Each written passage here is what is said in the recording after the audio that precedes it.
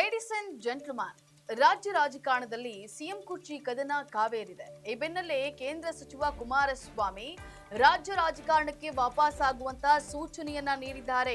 ಇದು ಕಾಂಗ್ರೆಸ್ ನಾಯಕರು ಮಾತ್ರವಲ್ಲದೆ ಬಿಜೆಪಿ ನಾಯಕರಿಗೂ ಆತಂಕವನ್ನ ಹೆಚ್ಚಿಸಿದೆ. ಅವರಿಗೆ ಕನಸಿನಲ್ಲೂ ಕೂಡ ಕುಮಾರಸ್ವಾಮಿಯೇ ಕಾಣುವಂತಾಗಿದೆ. ಈ ಬೆನ್ನಲ್ಲೇ ಕುಮಾರಸ್ವಾಮಿ ಸ್ಫೋಟಕ ಬಾಂಬ್ ಒಂದನ್ನ ಸಿಡಿಸಿದ್ದಾರೆ.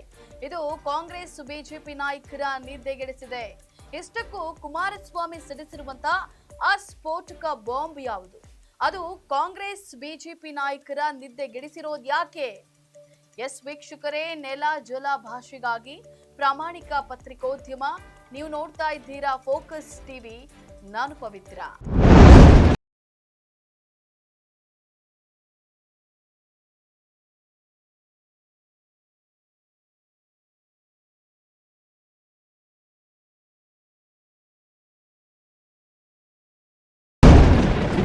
ಮೊದಲೇ ಕುಮಾರಸ್ವಾಮಿ ಭಯದಲ್ಲಿರುವ ಕಾಂಗ್ರೆಸ್ ಹಾಗೂ ಬಿಜೆಪಿಗರು ಬೆಚ್ಚಿ ಬಿದ್ದಿದ್ರು.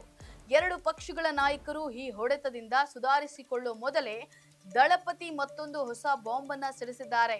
ದಳಪತಿ ಸ್ಫೋಟಿಸಿರುವಂತಹ ಈ ಬಾಂಬ್ ಕಾಂಗ್ರೆಸ್ ಹಾಗೂ ಬಿಜೆಪಿಯಲ್ಲಿ ಕಂಪನವನ್ನ ಸೃಷ್ಟಿಸಿದೆ. ಯಾಕಂದ್ರೆ ಈ ಬಾರಿ ಕುಮಾರಸ್ವಾಮಿ ಸಿಡಿಸಿರುವಂತಹ ಬಾಂಬ್ ಅಂತಿಂತ ಬಾಂಬ್ ಅಲ್ಲ, ಆಟಮ್ ಬಾಂಬ್. ದಳಪತಿ ಮಾಸ್ಟರ್ ಪ್ಲಾನ್ ಮಾಡಿಕೊಂಡಿದ್ದಾರೆ. ಅದು ಏನಂದ್ರೆ, ಕುಮಾರಸ್ವಾಮಿ ಅವರು ಮಾಡಿರುವಂತಹ ರಾಜತಂತ್ರ ಎರಡೂ ಪಕ್ಷಗಳಲ್ಲಿ ಕಂಪನವನ್ನ ಸೃಷ್ಟಿಸಿದೆ. ಇಷ್ಟಕ್ಕೂ ಕುಮಾರಸ್ವಾಮಿ ಕಾಂಗ್ರೆಸ್ ಬಿಜೆಪಿಗೆ ಕೊಟ್ಟಿರುವಂತಹ ಆ ಬಿಗ್ ಶಾಕ್ ಏನ್ ಗೊತ್ತಾ? ಅದು ಆ ಎರಡೂ ಪಕ್ಷಗಳಲ್ಲಿ ಕಂಪನ ಸೃಷ್ಟಿಸಿರೋದಾದ್ರೂ ಯಾಕೆ ಅಂದ್ರೆ ಅದಕ್ಕೆ ಬಲವಾದ ಕಾರಣವೂ ಇದೆ. ಕುಮಾರಸ್ವಾಮಿ ಅವರ ಈ ಪ್ಲಾನ್ ನೇರವಾಗಿ ಈ ಪಕ್ಷಗಳ ಮೇಲೆ ಪರಿಣಾಮವನ್ನ ಬೀರುತ್ತೆ. ಒಂದು ಕಡೆ ಕಾಂಗ್ರೆಸ್ಸಿನಲ್ಲಿ ಸಿಎಂ ಕುರ್ಚಿ ಕದನ ಕಾವೇರಿದೆ. ಇನ್ನೊಂದು ಕಡೆ ಬಿಜೆಪಿಯಲ್ಲಿ ರಾಜ್ಯಾಧ್ಯಕ್ಷರ ವಿರುದ್ಧವೇ ಹಿರಿಯ ನಾಯಕರು ರಾಂಗ್ ಆಗಿದ್ದಾರೆ.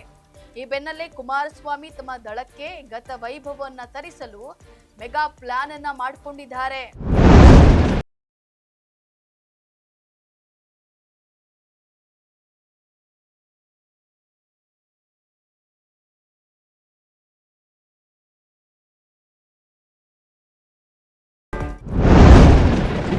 ಇದು ರಾಜ್ಯದ ಆಡಳಿತಾರೂಢ ಕಾಂಗ್ರೆಸ್ ಹಾಗೂ ಮಿತ್ರ ಪಕ್ಷ ಬಿಜೆಪಿಯಲ್ಲೂ ಕಂಪನವನ್ನ ಸೃಷ್ಟಿಸಿದೆ.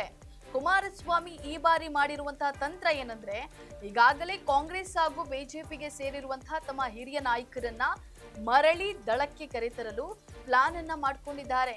2028ಕ್ಕೆ ದಳ ಸರ್ಕಾರವನ್ನ ತಂದೆ ತರಲು ರಾಜತಂತ್ರವನ್ನ ರೂಪಿಸಿದ್ದಾರೆ.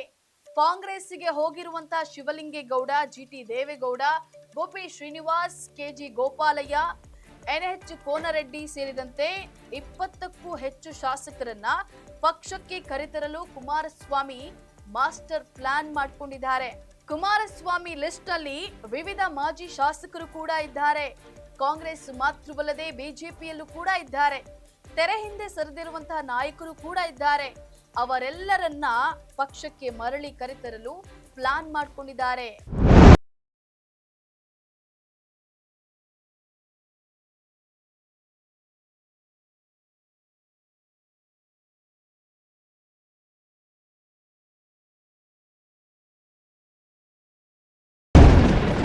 ಮೂಲಗಳ ಪ್ರಕಾರ ಅವರೆಲ್ಲರೊಂದಿಗೂ ಕುಮಾರಸ್ವಾಮಿ ಮಾತುಕತೆಯನ್ನ ನಡೆಸಿದ್ದಾರಂತೆ.